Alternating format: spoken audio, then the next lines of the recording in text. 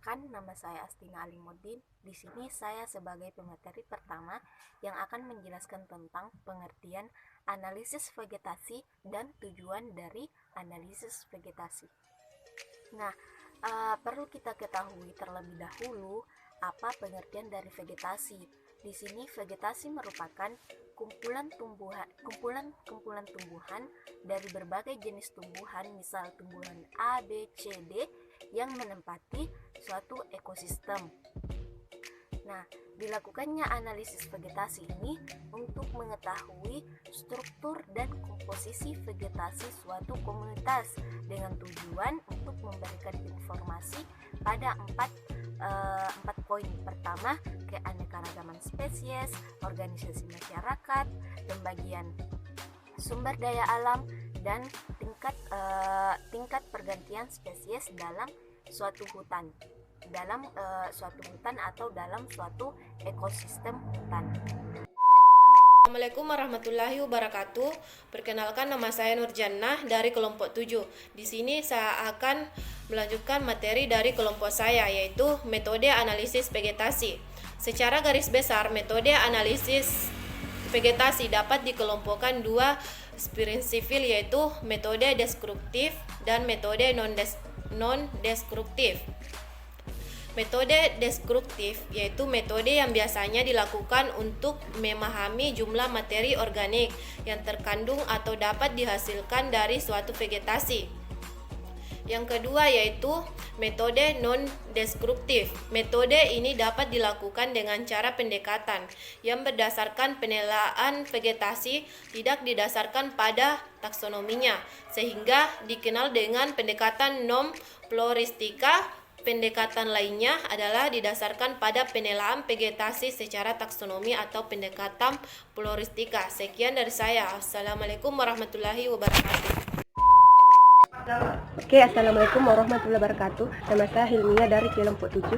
Di sini saya akan menjelaskan mengenai parameter kualitatif dan kuantitatif dalam analisis vegetasi. Parameter kualitatif terdiri atas beberapa. Yang pertama itu sosiabilitas. Sosiabilitas ini menggambarkan keberadaan spesies pada ruang yang ditempatinya, misalnya apakah dia bersifat koloni, soliter, atau membentuk kelompok kecil atau kelompok yang besar. Terus yang kedua itu fisiognomi. Fisiognomi ini menggambarkan bagaimana penampakan luar dari tumbuhan, misalnya dari tinggi tumbuhan atau warna daun yang dimiliki oleh tumbuhan tersebut. Selanjutnya fenologi. Fenologi ini menggambarkan bagaimana siklus hidup dari tumbuhan, misalnya pada fase berbunga sampai pada fase masuknya buah pada tumbuhan tersebut. Kemudian yang selanjutnya itu periodisitas. Periodisitas ini menggambarkan bagaimana kejadian musiman yang dialami oleh tumbuhan tersebut, misalnya masa bertunas, masa berbunga, atau masa peluruhan buah atau biji pada tumbuhan tersebut. Selanjutnya itu stratifikasi. Stratifikasi ini menggambarkan bagaimana ciri-ciri atau sifat-sifat dari stratum, mulai dari stratum A sampai stratum E. Selanjutnya kelimpahan. Kelimpahan ini menggambarkan bagaimana distribusi relatif pada tumbuhan dalam suatu komunitas. Selanjutnya itu penyebaran. Penyebaran ini menggambarkan bagaimana keberadaan dari spesies, apakah bersifat random, seragam, atau berkelompok. Selanjutnya daya hidup atau daya hidup menggambarkan bagaimana tingkat keberhasilan tumbuhan untuk hidup atau melakukan reproduksi. Selanjutnya bentuk pertumbuhan. Bentuk pertumbuhan ini menggambarkan bagaimana menggolongkan tumbuhan berdasarkan bentuk pertumbuhannya, habitat, atau karakteristik lainnya.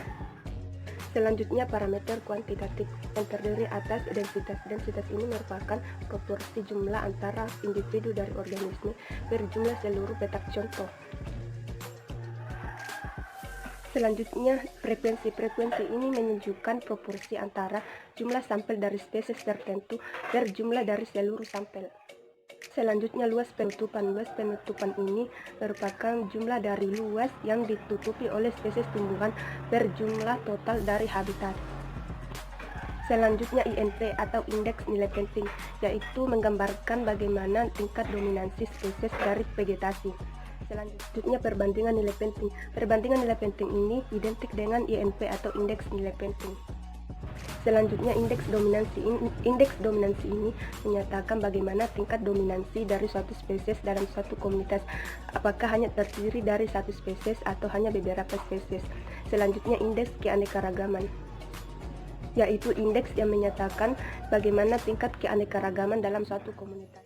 Selanjutnya indeks kesamaan. Indeks kesamaan ini menyatakan bagaimana tingkat kesamaan dari beberapa komunitas, sapling atau tegakan. Oke, sekian dan terima kasih. Assalamualaikum warahmatullahi wabarakatuh. Saya Agus dari kelompok 7.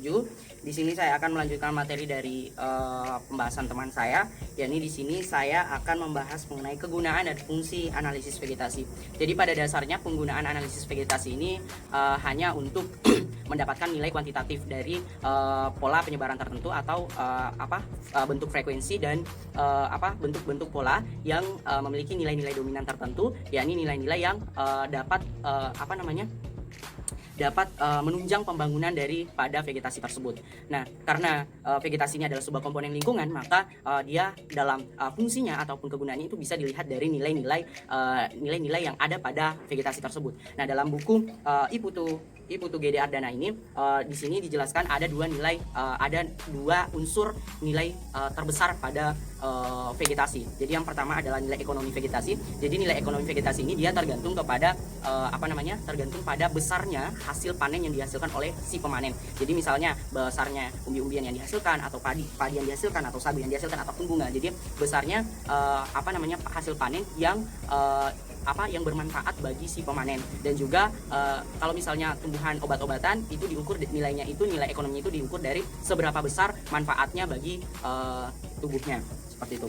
Lalu yang kedua adalah atau fungsi biologi. Nah, nilai atau fungsi biologi ini dibagi lagi menjadi beberapa fungsi dari tumbuhan tersebut. Jadi yang pertama itu ada tumbuhan sebagai indikator pengumpul unsur kimia tertentu. Jadi ada tumbuhan yang bisa mengumpulkan senyawa-senyawa kimia yang dihasilkan oleh tumbuhan lain. Lalu kemudian yang kedua, tumbuhan sebagai evapotranspirator. Jadi tumbuhan sebagai evapotranspirator ini maksudnya adalah tumbuhan ini disebut sebagai tumbuhan penguap keras. Kenapa tumbuhan penguap keras? Karena tumbuhan ini dia dalam prosesnya itu dia mempengaruhi kadar air di sekelilingnya. Kemudian yang ketiga, tumbuhan sebagai penghasil senyawa alil kimia. Jadi selain dia sebagai pengumpul, ada juga tumbuhan yang dia menghasilkan senyawa kimia. Terus yang keempat sebagai penyelenggara relung, yang kelima sebagai perimbangan curah hujan, dan yang keenam sebagai penilaian dampak dan evaporasi yang berkaitan dengan tata air. Mungkin sekian dari kami, itu saja materi dari kami. Terima kasih. Assalamualaikum warahmatullahi wabarakatuh.